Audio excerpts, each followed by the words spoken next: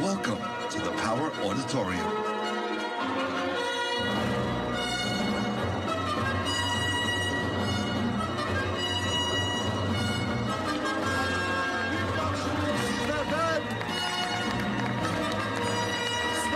Hepiniz hoş geldiniz. The stars are coming. The stars are coming. The stars are in the sky. The stars are everywhere. The stars are with Power FM. The stars are right here.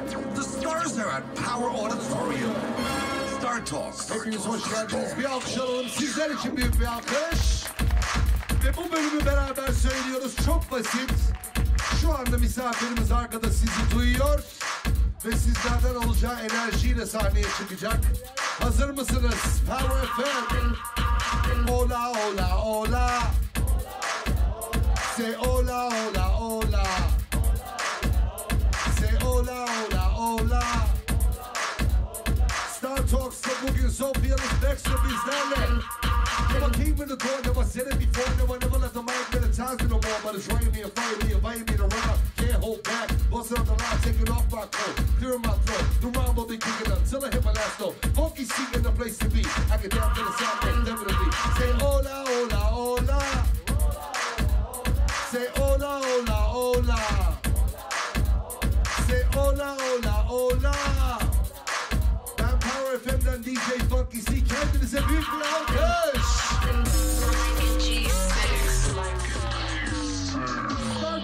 Adında bir programa başladık. Bu görsel bir radyo programıdır. Bizim normalde içerideki dijital stüdyolarımızda yaptıklarımızı biz sizlerle bu gördüğünüz sahnede paylaşıyoruz. İlk Matt Langer'la başladık. Hemen ardından Ebru konuğumuz oldu. Aylin Prandi bu sahneye çıktı ve hatırlayacaksınız Nothing But The Beats dünya ile aynı anda ilk bu sahnede Star Talks'ta David Guetta'nın çok özel belgeselini seyrettik ve bugün elektronik dans müzik dünyasına damgasını vuran ödüllü ve çok başarılı isim ve aynı zamanda anne olmaya hazırlanan Sophie, Ellis, Bextor bizlerle. Büyük bir alkışla Sophie'yi sahneye çağırıyoruz.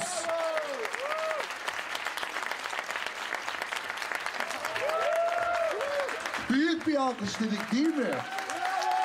Teşekkürler. Funky C and pretty funky EB. I'll try and be funky EB.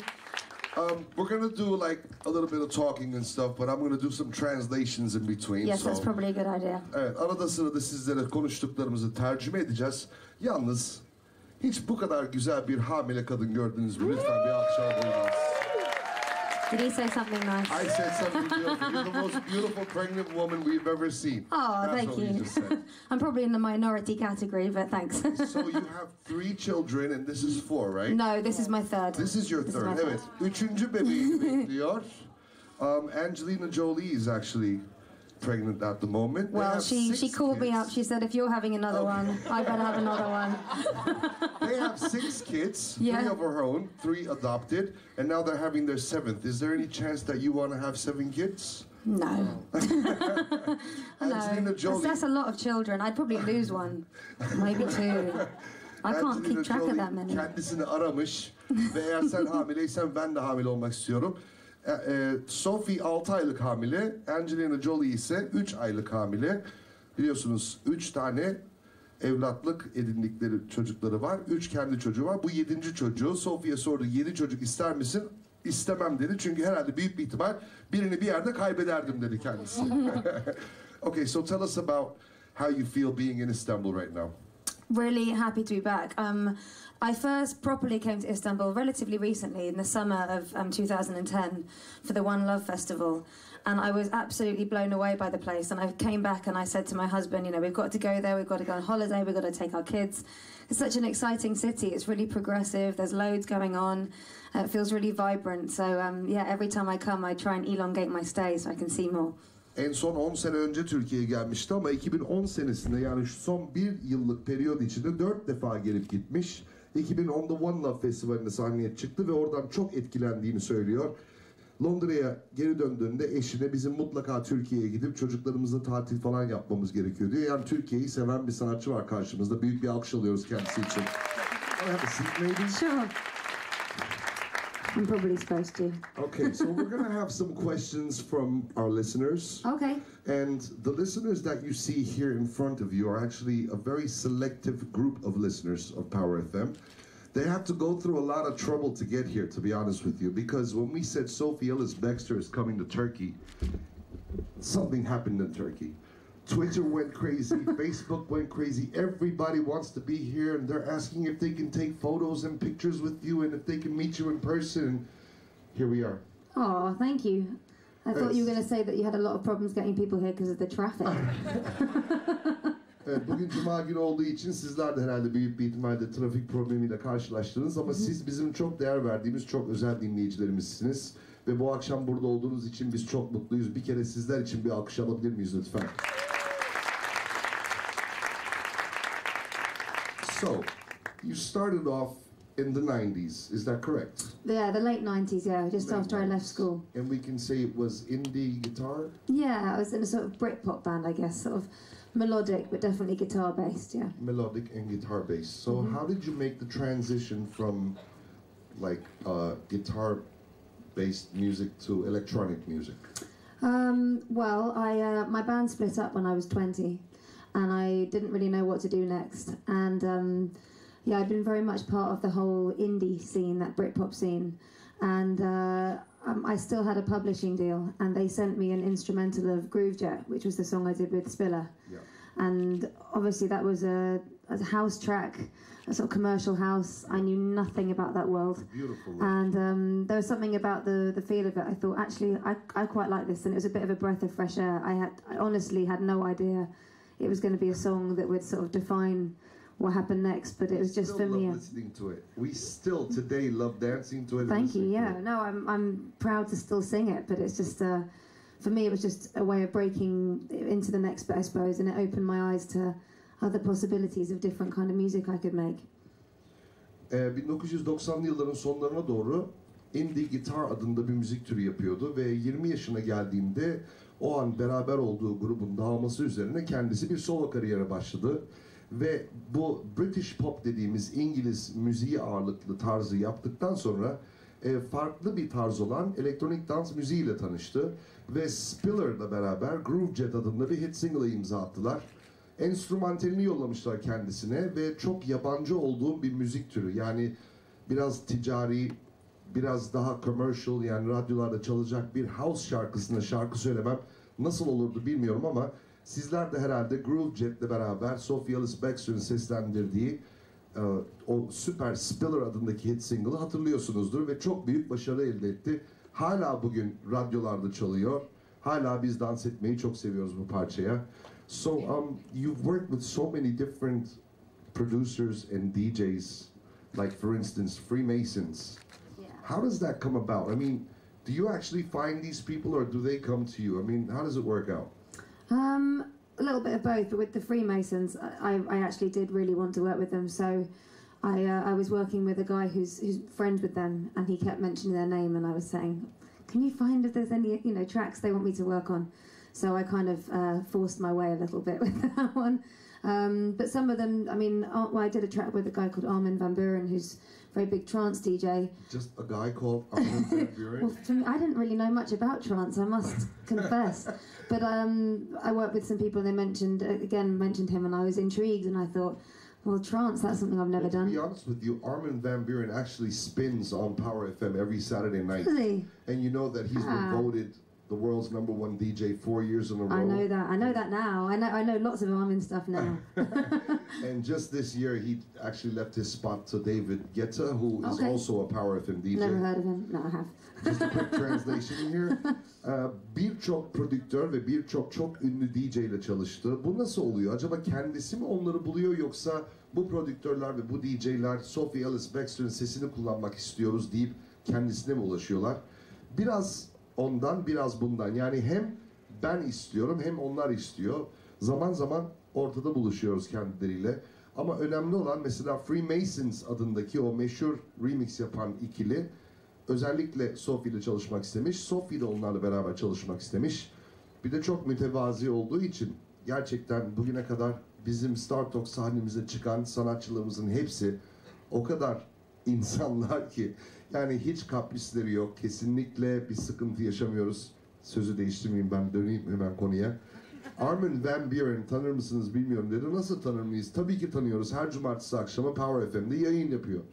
Ve Armin van Buuren'le yapmış olduğu parça da gerçekten çok büyük başarılara imza attı ve dünyanın en büyük prodüktörlerinin tercih ettiği ve severek çalıştığı isim Sophie, Ellis, Bextor bizlerle burada.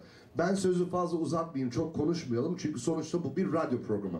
At the end of the day, this is actually a radio program.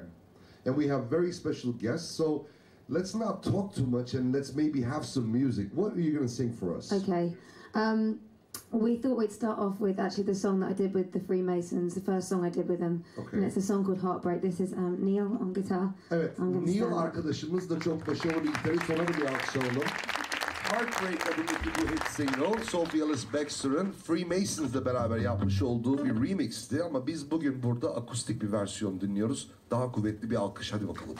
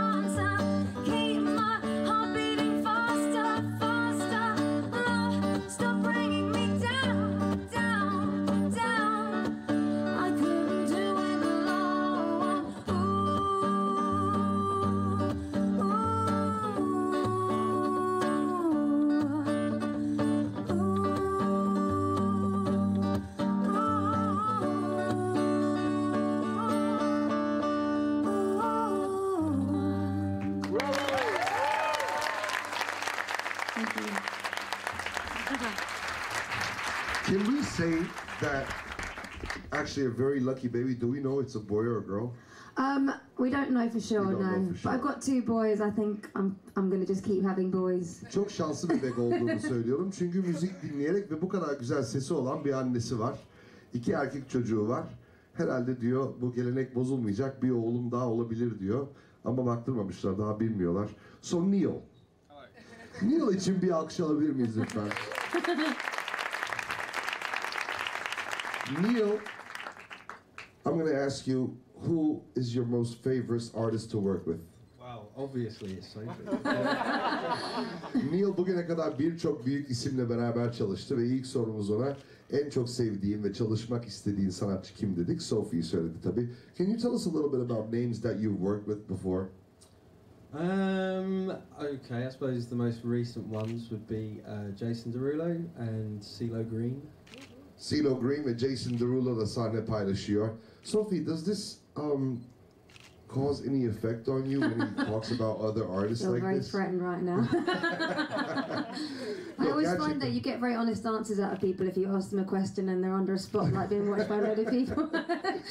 So yeah, I'm sure I really Evet, am. seyirci varsa, bir spot ışığı varsa hep çok dürüst cevaplar alacaksınızdır birisinden diyor. Ama Neil gerçekten konusunda gitarıyla çok başarılı bir isim. Jason Derulo zaten Power FM'de çok sık dinlediğiniz bir isim. Aynı zamanda CeeLo Green de öyle. Bir alkış lütfen Neil için. Ve bizi bu akşam yalnız bırakmadı. Sophie'yi de yalnız bırakmadı. Şimdi sizlerden soru var mı acaba? Maybe we have some questions from our very dear listeners here. I'd like to hear from them. Sorusu olan varsa bir elleri görebilirsek lütfen. En ön sıradaki hanımefendi. Lady in the front row. I have one stupid question. I love stupid questions. I hope it's really stupid. Well, the questions that I was wondering, he asked most of them. So I'm just going to ask you a stupid question. I love you, gorgeous Sophie. Thank you. You're very glamorous yourself. Oh, wow. Thank you. That's so nice of you. I know you have been blonde before. Now you're brunette, and you were kind of like darker too. Which one you like the most? I found blonde very... Sorry, I told you guys it's stupid. We could talk about this for a lot. Maybe you want to leave for half an hour and talk about hair colour. I've been them all. I've been red. I'm a girl. Yeah, red, like blonde, like the platinum blonde. I went really white. It was very hard work, the blonde hair.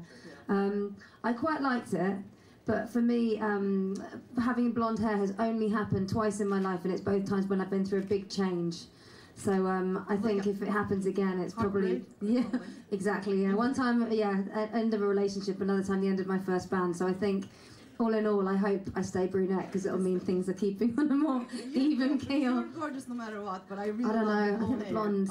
I just have to say that. You like what, brown? I like the blonde. The blonde, really? You're gorgeous I'm anyway, not sure but blonde suited me that well. Really? Yeah, I'm not sure. You're gorgeous anyway, Sorry. it doesn't matter. Sorunuzu bir kere Fun, Türkçe'de sorar mısınız? Oh, okay. Sarışın olmayı seviyorsunuz yoksa kumral mı olmayı Şimdi bir seviyorsunuz? de benim için cevabını da tercüme eder misiniz? Beni biraz... Okay.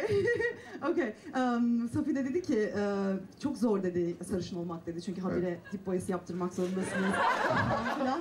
Yani biliyorsunuz. Bu arada çok affedersiniz bu cevapları verirken Sophie dedi ki bu konu saatler sürebilir, istiyorsanız siz gidebilirsiniz, biz karşılıklı bir konuşalım, bu saç olayını bir aradan çıkaralım. Evet, ben de bu arada demiştim çok yani stupid bir question, salak bir soru demiştim aslında. Ve benim bu arada isim de Emrah dermişim. I didn't mention my name. My name is Emrah, by the way. I'm sure you're never gonna remember, but...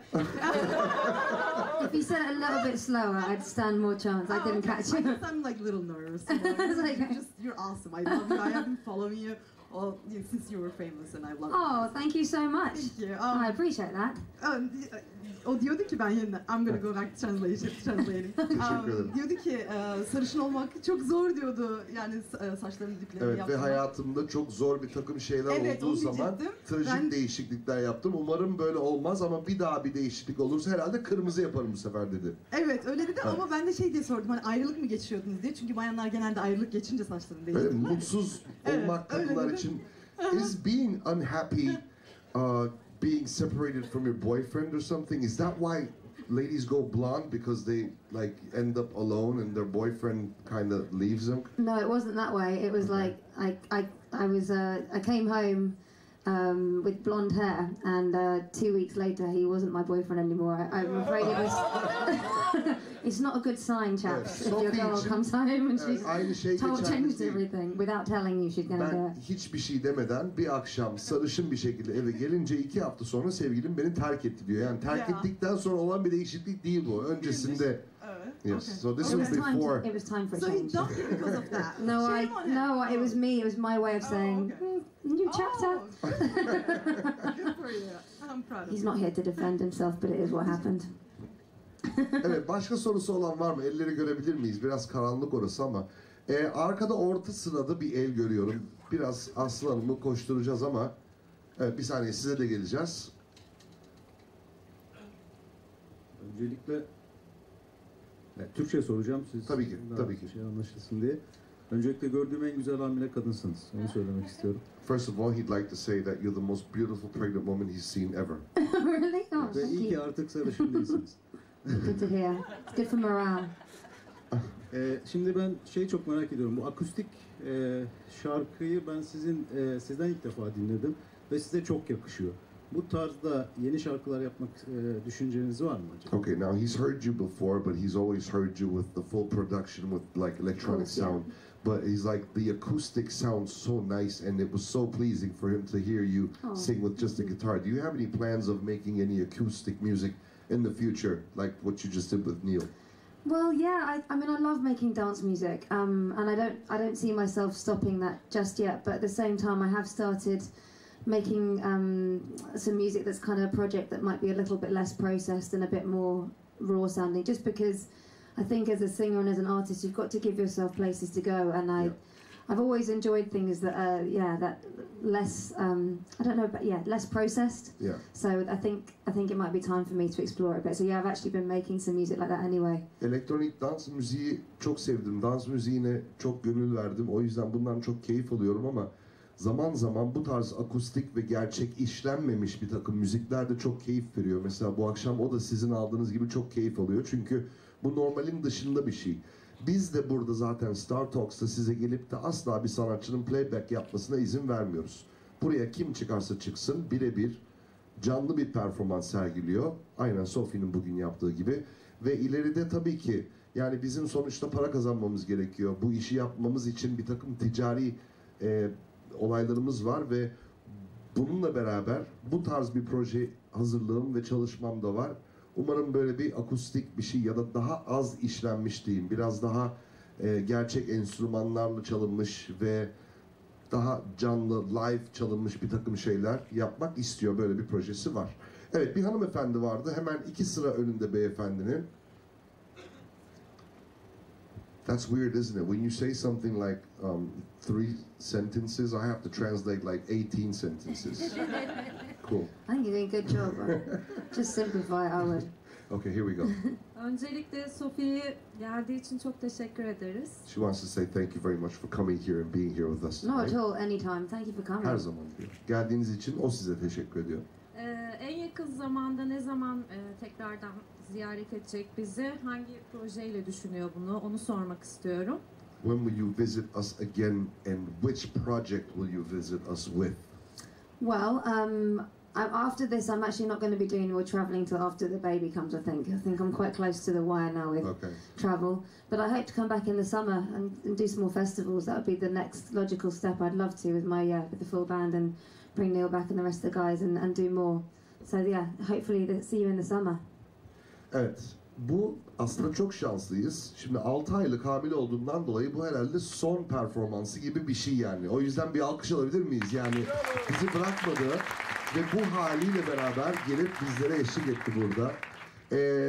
Herhalde bir müddet tabii ki hamilelik ve anne olmakla birlikte biraz mola vereceğim. Ama annelik dönemi belli bir süre geçtikten sonra projelerimle tekrar gündeme geleceğim. Ve Türkiye'yi gerçekten o 10 senedir çok seven bir insan. Yani sadece performans amaçlı değil, Türkiye'de tatil yapıp eşiyle, çocuklarıyla birlikte Türkiye'yi yaşamak isteyen bir insan olduğu için bence biz çok şanslıyız. Çünkü o da Power FM'i çok sevdi. I said, you really love Power FM in Turkey. So if you do come back for a holiday or something with the kids, you'll probably say that you're coming, right? Yes. Okay, evet. Bize haber verecektir ve biz de yayından size bunu paylaşacağız. Nerede tatil yaptığını, hangi plajdan, hangi havuza gir. We're gonna, if you tell us that you come to Turkey for like a holiday or something, we're gonna tell people where you're actually, which beach you're on and which pool you're going to. So. Aslında çok şanslı olduğumuzu düşünüyorum çünkü akustik gitarla bir performans izleyebiliyoruz. Herkesin bu konuda Evet. aynı şansı görebileceğini zannetmiyorum. She feels actually very lucky because this is like one of the seldom times that we can actually see you with just a guitar and, you know, an acoustic performance. Yeah, So it's true. she This is wants a to really say nice thank way to you. do it, isn't it, for us with the Yes. proper Evet, Neil de setup. çok mutlu bu durumda. Evet. Son bir soru daha soracağım. Olmaz Kendisi question. müziğe başlarken ilham aldığı bir insan varsa veya sevdiği müzisyenler varsa kimler, onları merak ediyorum. When you were starting your career, who were you inspired by, musicians or vocals wise? Who inspired you and who gave you the image of being where you are today? When I was a really little girl, I think it was things like musicals actually, watching Julie Andrews and in Mary Poppins and The Sound of Music and watching Grease and films like that. Julie Andrews, Mary Poppins ve Grease filminden Olivia Newton-John. Let's get physical. Yo, that wasn't it, was it? No, she did do that. She did do that. Yeah. Okay. That's not in Grease though. Another thing, like the song. Sandy didn't get quite that. The song you just sung before, you have the word DJ that goes through there. Yes. You know, is there? I know that you DJ like on and off kind of thing. It's not like something that you do all the time, but you like DJing, I guess, don't you? Yeah, I mean, I DJ only with my husband. We just do it together. So it's Okay. when we're both free. He's in a band, so it's when we're not doing our day jobs. It's just we started it as just an excuse to spend some time together and have some fun, and it's ended up, you know, bringing us all over the place. It's been good fun. Şarkıların içinde DJ kelimesini çok son soruydu değil mi? Tamam, okay. Teşekkür ederim. Çok teşekkür ederim. She wants to say thank you very much. Thank you. Şarkılarında DJ kelimesini kullanıyor. Sophie Ellis Bextor şarkı söylemediği zaman eşiyle birlikte bir DJ projesi gerçekleştiriyor ve ki bu akşam İstanbul'daki bir mekanda eşiyle birlikte Mr. and Mrs. Jones başlığı altında bir DJ performansı yapacaklar. DJ'liğe gönül vermiş ve dediğim gibi sahnesi ve eşinin performansı olmadığı zaman DJ'lik yapmaktan çok büyük keyif alıyor. Ve sözü fazla uzatmayalım. Bir şarkı daha dinlemek ister misiniz? They'd love to hear another song from you. Okay. what Well, do we this have now? this next one is a song that I actually performed in Istanbul in that summer festival, the One Love Festival, and it was just a really magical moment. So every time I sing it, honestly, it always takes me back to that night. And it's a song called Starlight. Starlight adlı bir hit single. Bunu daha önce İstanbul'da bir festivalde söyledim ve söylediğim an çok sihirli bir andı benim için. Ve ne zaman söylesem bu şarkı bana İstanbul'u hatırlatıyor ve o festivali hatırlatıyor diyor. Starlight ve Sophie Ellis Bextor için büyük bir alkış İstanbul. And look to the skies when we are frozen in light. Not a second goes by. Is it a waking dream holding me?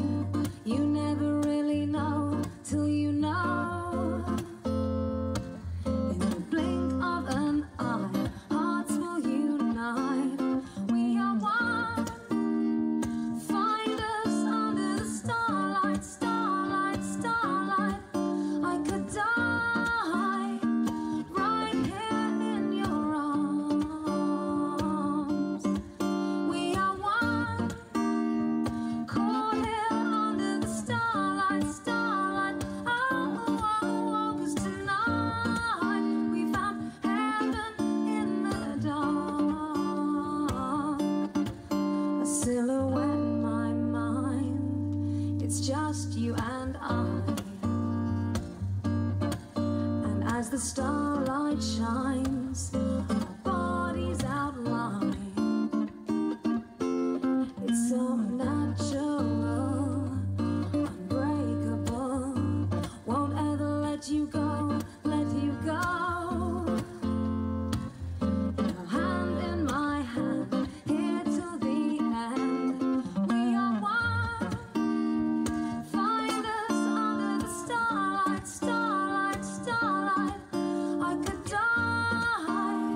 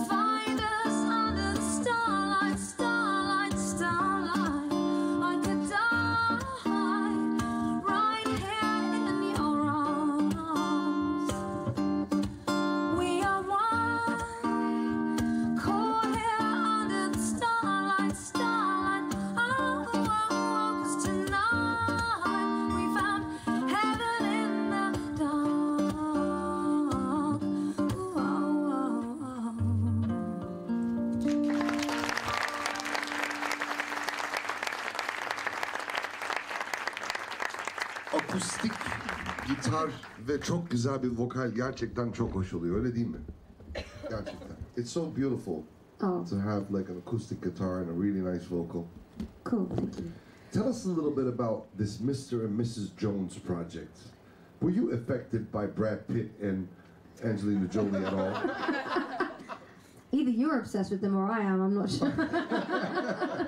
Richard, they're having more babies. Right, no, it's actually me and Mrs. Jones, like the old song, you know, me and Mrs. Jones. Okay. We just thought it'd be funny because he's Richard Jones, so it's me and Mrs. Jones. Just as a little moniker for our DJing, really. Okay. Eşinin adı Richard Jones olduğundan dolayı o da Mrs. Jones. Ben tabii biraz abarttım burada. Ya sen diyor çok obsesifsin Angelina ve Brad'le ilgili ya da benim diyor farkında ne olduğu belli değil. Ancak bu DJ projesinde ikisi bir araya geliyorlar ve tabii ki eşi Richard Jones'un da çok farklı bir grubu var ve The Feeling adında bir grubu var. So you can speak Turkish now as well. There's a couple of clues in there for me, Can you tell us a really. little bit about Richard? He's actually here. Where is he? Where is it? I think he's probably... Richard, evet Richard şu anda sizlerle birlikte 3. sırada oturuyor. Kendisi çok başarılı bir müzisyen ve The Feeling adında bir projede yer alıyor. Tell us a little bit about how you met and what he does and what you guys do together when you're doing Mr. and Mrs. Jones. Okay. Or maybe I have a we can dirty invite mind him that on way. the stage as well. Would you mind coming up here just to say hello to all the Power FM He listeners? doesn't really like being seen with me. Serious. I'm teasing. Tamam. Beraber görünmüyorlarmış. Şu anda burada olduğunu bilmiyoruz. Unuttuk. Yayında da söylemeyeceğiz. Okay. Sorry. Sorry. Richard and I met because this was like how many years ago now? Probably about 10 years ago, 9 years ago. I was looking for a new bass player for my band, and so I auditioned, and Richard came along to the audition, and my first words to him were "nice amp." Which yeah, I know So that's he came with his embarrassing. own amp. Yeah, he brought. Oh, cool. So it was pretty nice amp. But yeah, 10 sene önce tanışmışlar. Sophie, Ellis, Bextor kendi orkestrası için bir bas gitarist ararken bir nasıl diyelim bir deneme yapmış ve Richard da denemeye gelenlerden biri ve Richard da ilk söylediği şey ne güzel amfin var demiş. yeah, so he was in my band for about 2 years before we started dating, year and a half before we started going out. 2 sene boyunca beraber çalışıp aralarında hiçbir şey olmadıktan sonra so what made it happen? I mean 2 years working together on the same stage, he's on the bass, you're on the vocals. Yeah, just getting a little bit closer each night. I think, you know, we spent a lot of time together, and I realised that if I had anything I wanted to, you know, tell someone, it was always Richard I wanted to tell and wanted to talk to him. So 2 sene boyunca aynı sahneyi paylaştılar ve sürekli bir aralarında yaklaşma olmuş. Yani hep bas gitarist vokale yaklaşmaya başlamış ve fark etmiş ki ne zaman bir şey anlatmak ya da paylaşmak istese hep Richard'a gidiyormuş. Ve Richard'la bunu paylaştığı için de bir süre sonra sevgili olmuşlar ve you're married now ve evlendiler. yeah, we are married now. Yes, he's the father of all my children. Evet. Bütün çocuklarımın babası da kendisidir diyor. Thanks a lot, Richard. I'm really sorry. I didn't mean to, you know, but you're here and we're here and this is like a great big family actually. This no one, you It's actually know. making me blush. That's just swap places with you. Yok biz burada büyük bir aile gibiyiz. Gerçekten aramızda yabancı yok. Tamam belki yarın 7 milyon insan dinleyecektir bu programı ayrı ama biz burada kendi aramızda paylaşıyoruz. Evet, the DJ project. What do you guys do? Who plays? Who spins? Do you sing? Does he play the bass? What happens? Really, it just started. We started running a club night with some friends in London, and we play a mixture of stuff. Some nights it's quite sort of, I don't know, anything from David Bowie through to Basement Jaxx. So we'll do some dance stuff, some electro, or we might do some old disco or some, you know, classic floor fillers. You got some funk in there too, I guess. There's a little right? bit of funk in Do there you guys sometimes. play Rick James? Give it to me, baby. No? No, okay. Okay. We take requests, though. Yeah, no, it's just fun. I mean, we try and tailor it a little bit, I guess, to the crowd, and we're getting a bit more adventurous now. We started off, it was just sort of taking turns, I think, with each CD deck. So I would have one CD deck, and Rich on the other one, and we do alternate songs. And now we've we're starting to try and up our game a little bit, I guess. But I don't know. It's just fun. It's definitely not the day job. Sonuçta karı koca çok eğleniyorlar. İstanbul'a geldiler. Bu akşam 11-11 adındaki bir mekana gidecekler ve bu DJ performansı gerçekleştirecekler. Eğer siz de oraya gidip onların bu performansını seyretmek istiyorsanız tabii ki gidebilirsiniz. Her şeyi çalıyorlar. Yani Basement Jacks'tan, what was the other thing you said? From David Bowie, you know, evet, David anything. Bowie'den Basement Jacks'a kadar çok geniş bir müzik koleksiyonları var. Ve ilk başladıkları dönem bir CD player'ı Sophie çalarken bir CD player'ı da Richard çalıyormuş. Ama şimdi biraz geliştirmişler olayı, daha çok eğleniyorlar ve istek alıyorlarmış. Belki bu akşam Rick James çalabilirler benim için.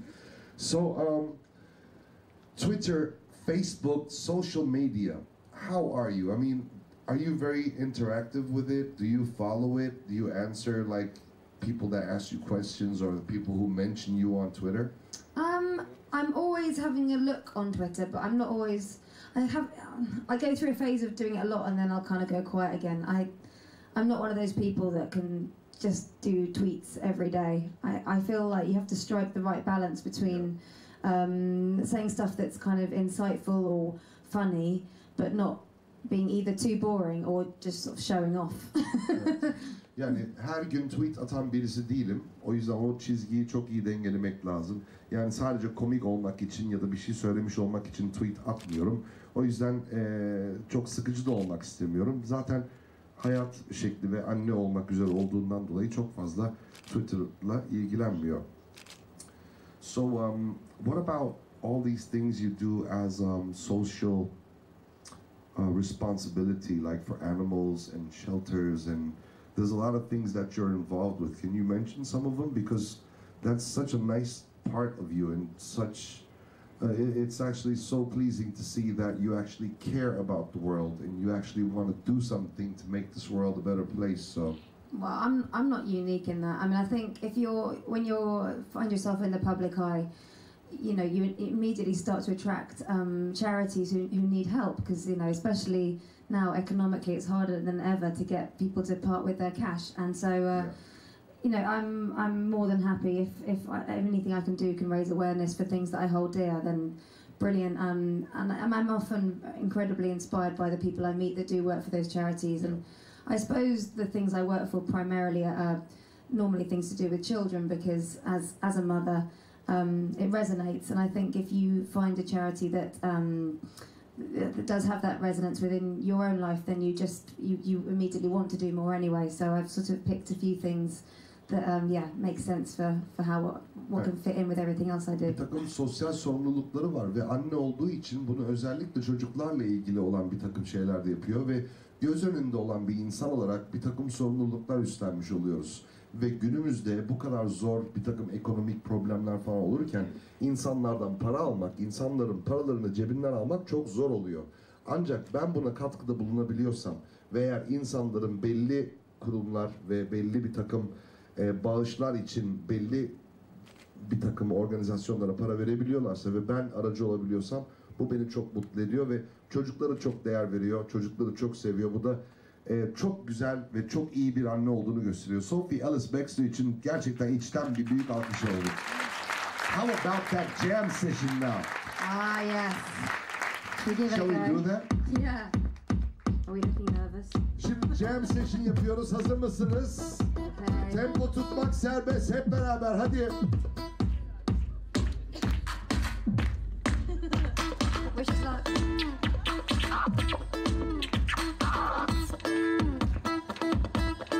Holding you closer, it's time. Should I start again? Should I start again? Holding you closer, it's time that I told you everything's going to be fine. Know that you need it and try to believe it. Take me one step at a time. If this ain't love,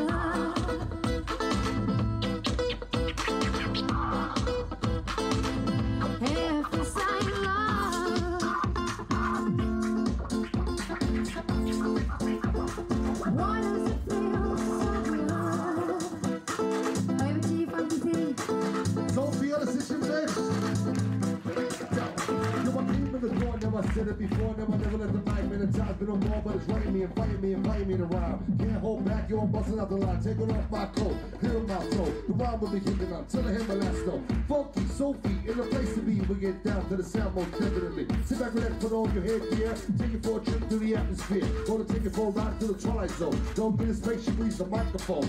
Hold on tight back with all your mic, cause I'm a rocker like this for the rest of the night. Bir alkışlayalım Sophie Ellis Bextor için. Hadi. Will you remember me, boy? Remember me, love.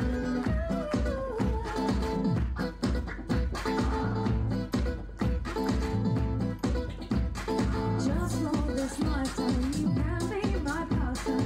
Here are the rules of harmony. In it together, till I know you better. Darling, now what do you say?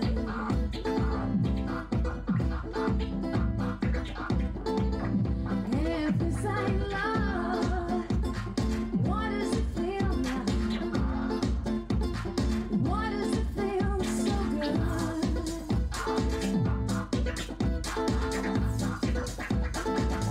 If this ain't love,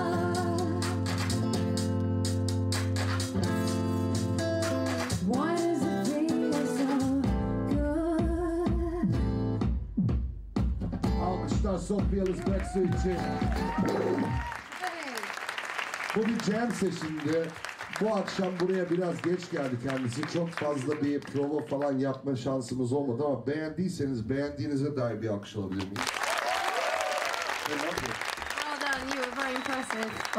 You had a harder job than me. Do you plan what you're going to say, or are you literally just making it? You noticed that I did something different both times. Yeah. Right? It just comes out like, That's amazing.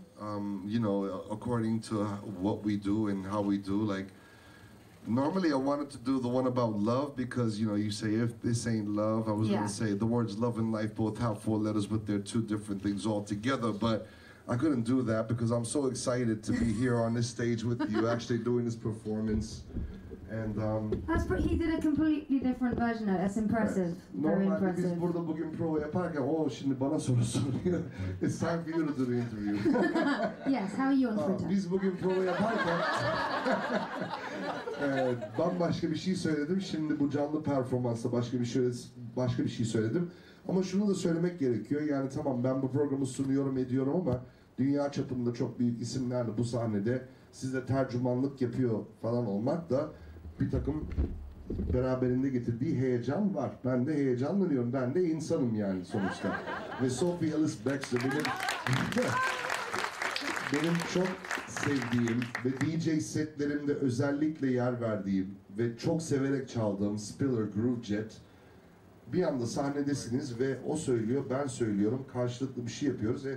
Hani siz dua edin ki ben bir şey söyleyebildim, yoksa hiçbir şey I'm just saying that ever since Spiller came out, I've had so much pleasure playing it in my sets, doing it on the radio, and I have so much respect for you and what you do as a job and as a singer.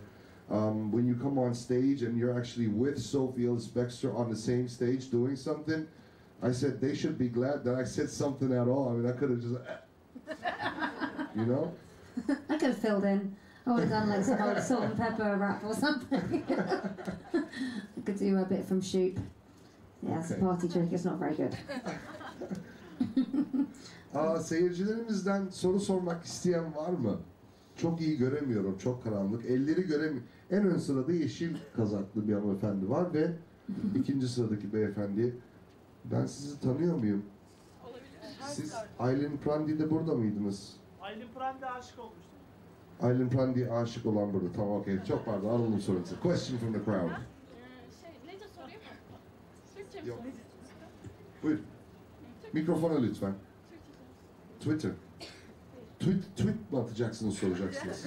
Hayır, Türkçe sorayım da siz çevirin diyecek. Tamam, okey. Tamam. Aslında ben onu ilk Armin sayesinde tanıdım. Ben Armin hayranıyım. Okay. Aslında Armin'in Not Giving Up on Love hiç Not anlamış Giving ya. Up on Love, tamam. Evet, ama Dash Berlin'in remixi sayesinde Okay. ona hayran oldum. İşte albümlerini dinledim, Eskişehir'in dinledim. Ne bileyim, Make It Sing Armada'dan çıktı, onu aldım falan. Wow. Şimdi Süper. Şimdi şey soracağım. Armin'le tekrar çalışacak mıymış? Okay. Bir de. Okay.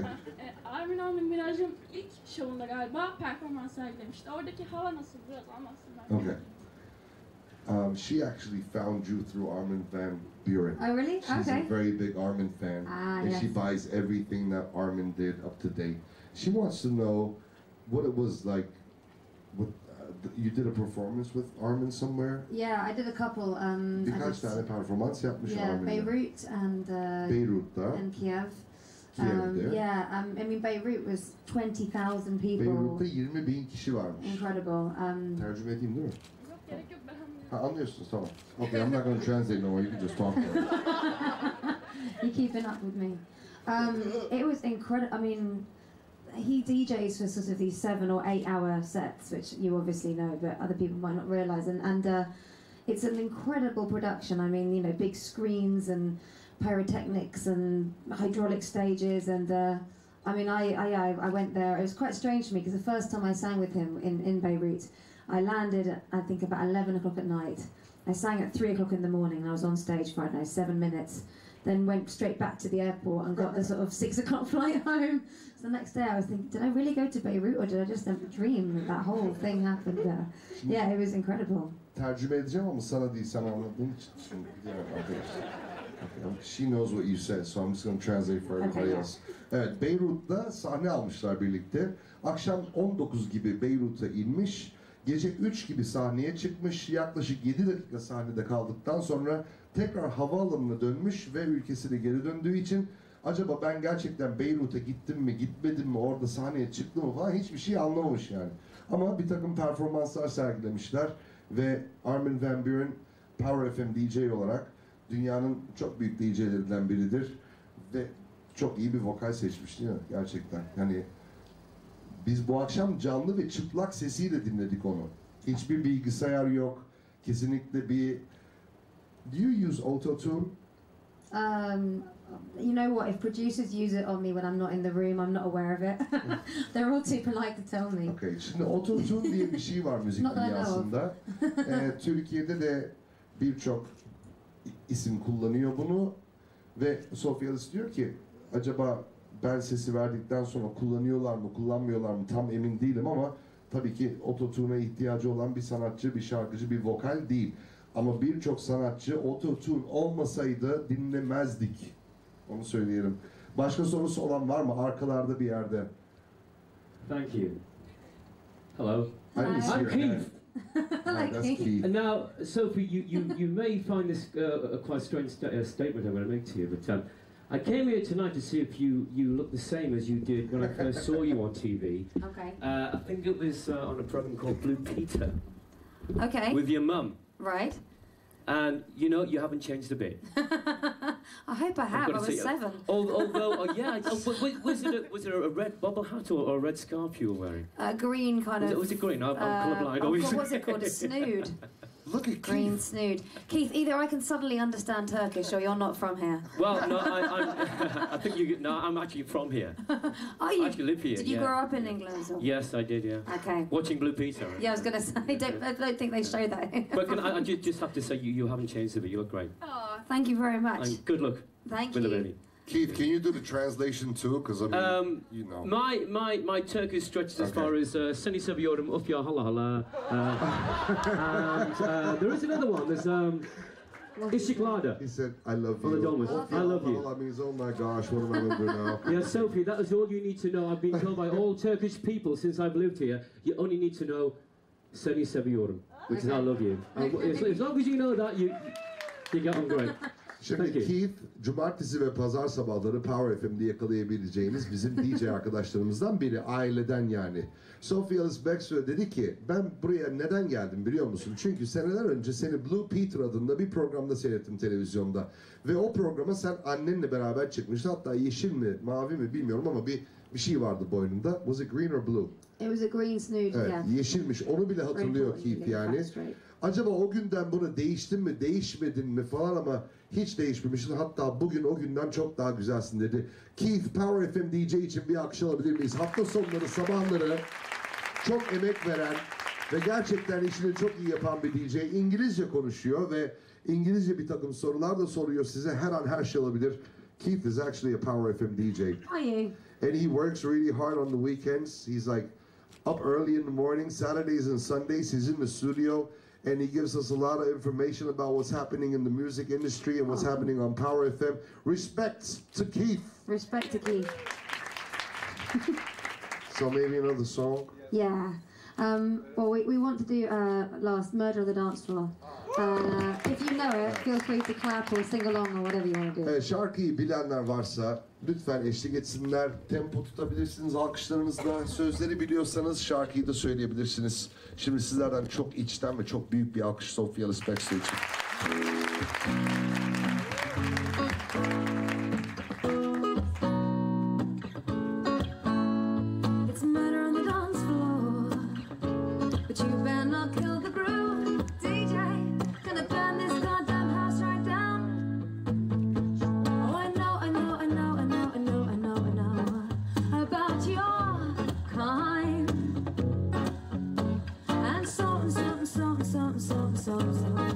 I'll have to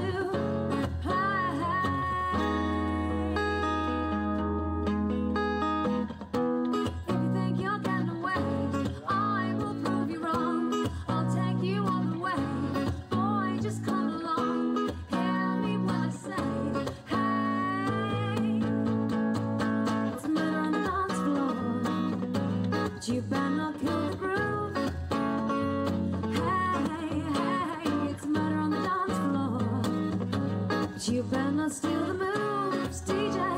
Gonna burn this goddamn house right down. Oh, I know, I know, I know, I know, I know, I know, I know. There may be others, and so and so and so and so and so and so and so. You'll just have to.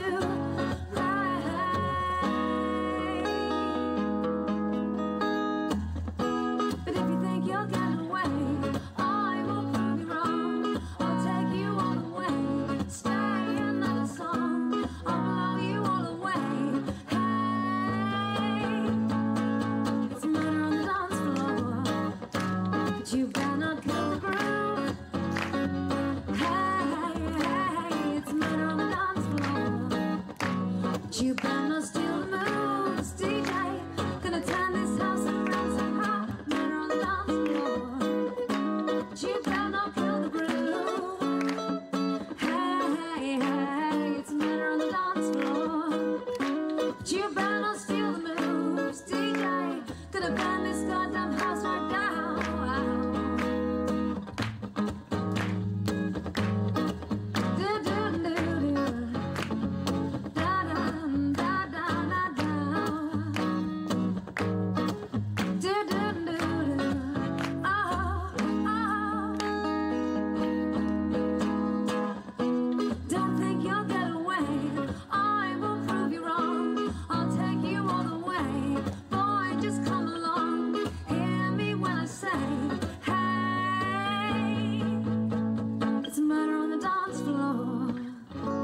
You better not kill the groove. Okay, let me hear you. You gonna sing it with me? It's murder on the dance floor. But you better not steal the moves, DJ. Gonna burn this goddamn house right down. Murder on the dance floor. But you better not kill the groove. Hey, hey, hey, murder on the dance floor. But you better not steal the moves, DJ. Gonna burn this goddamn house right down.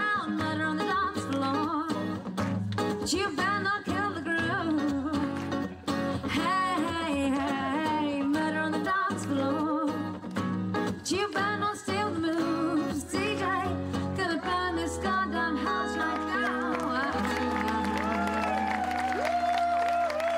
Sophie, Ellis, Bextor. This is Bircan right here. Can we get a picture together with her? Absolutely. That's a cool photo. You look a bit cooler than me. Arkadaşlar, Star Talks her ay sadece bir gece devam ediyor ve dünya yıldızları bu sahnede siz Power FM dinleyicileriyle buluşuyor. Star Talks is actually a program that we do once a month, and every once a month we have a very big star just like you coming on the stage. We want to say konnichiwa, ogozu. O gozaimasu. Oh, well, thank you so very much for having me. coming. Honestly, it's been an honor. You guys have been gorgeous. Thank you. Let's hear from Neil too. Evet, Neil için de çok büyük bir alkış bizi yalnız bırakmadı. Sophie, Ellis, Bextor'ı akustik ve çıplak sesiyle dinledik. Ve gerçekten çok güzel bir anne olacak. Zaten 3 tane çok güzel pırıl pırıl evladı var. Ve annelikte de ona çok başarılar diliyoruz. We just want to wish you happiness and all the best with your baby. Thank And you. of course Richard too. You're not mad at me for all that, are you? We're cool, right? We're cool. Tamam, kızmamış bana. Sahneye falan çağırdık ama siz bir bakabilirsiniz, burada eşi yani. I'm just saying, if they want to check him out, they can see him. He's here. Why don't you all surround him? You'd love that. Evet, etrafını sarabilirsiniz, bayılır diyor. Şimdi bu akşamlık bu kadar. Star Talks ve Sophie, Ellis, Bextor!